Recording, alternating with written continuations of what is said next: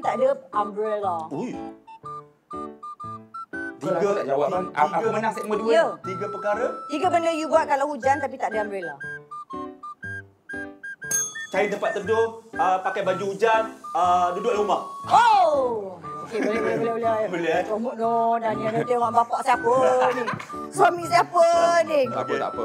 Okey, nama 3 benda you makan tapi orang ingat healthy.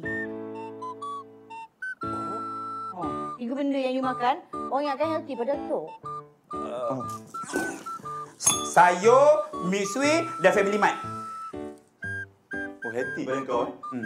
Sayur healthy. Sayur, konon-konon sayur tapi tak pun. Oh, bang. Misui mana healthy? Misui tak healthy. Kalau family mat tu saya terima. Okeylah. Ya, senang kerjaan. Move on. Kau jangan gelak sangat tau. Kau sokong aku. Bukannya kau gelak. Penat-penat sebulan aku bayar. Lepas tu kau dah gelak-gelakkan aku. Allah. Yang semua ni. Kucing. Menjenguk. Dia makan siapa tu? Tak tahu siapa yang dia. Ya Allah. Geram. Pasal saya aku, dia ketawakan aku.